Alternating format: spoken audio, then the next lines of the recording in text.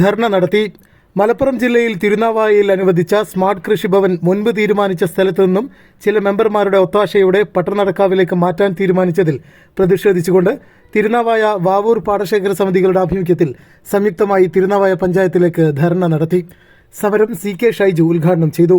മുൻ block member Muhammad Ali Mulakkal, Muhammad Thazhathara, Anilkumar, Pramod Ajithappadi, Kunhaidru, V Rajan, CP Kaikandan VP, Thirunavaya പാടശേഖര സമിതി കൺവീനർ ബാലകൃഷ്ണൻ K തുടങ്ങിയവർ നേതൃത്വം നൽകി. സുബ്രഹ്മണ്യൻ K അധ്യക്ഷത വഹിച്ച ചടങ്ങിൽ ജനാർദ്ദനൻ മമ്മിലത്ത് സ്വാഗതവും വാവൂർ പാടശേഖര സമിതി കൺവീനർ CB മൊയ്തീൻകുട്ടി നന്ദിയും പറഞ്ഞു.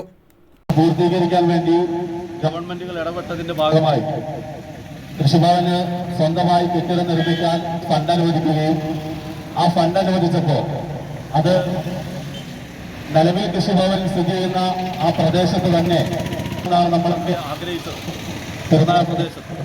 അതിലൊരു പ്രധാനപ്പെട്ട കാരണം തിരുനാൾ വില്ലേജിനെ സംബന്ധിച്ചിടത്തോളം തിരുനാൾ പഞ്ചായത്തിൽ ഏറ്റവും കൂടുതൽ കർഷകരുള്ള ഒരു പ്രദേശമാണ്, ഒരു വില്ലേജാണ് തിരുനാൾ വില്ലേജ്.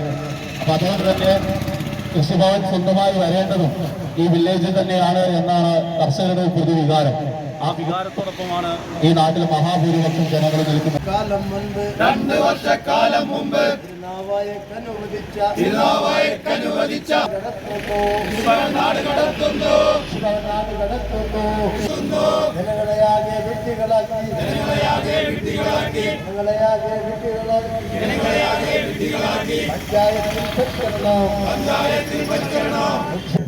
കൃഷിഭവനും മറ്റു അനുബന്ധ സ്ഥാപനങ്ങളും വരണമെന്നാണ് ഈ തിരുനാവായ പ്രദേശത്തുകാരുടെ ആഗ്രഹം.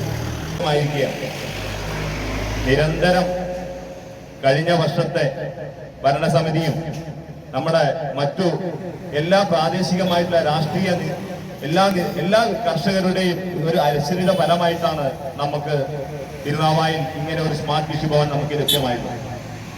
അതുപ്രകാരം കഴിഞ്ഞ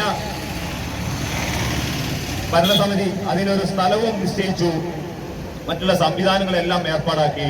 കേന്ദ്ര ഗവൺമെന്റും സംസ്ഥാന ഗവൺമെന്റും സംയുക്തമായിട്ടാണ് ഇങ്ങനെ ഒരു സ്മാർട്ട് കൃഷിഭവൻ നമുക്ക് ഇവിടെ അനുവദിക്കുന്നത്.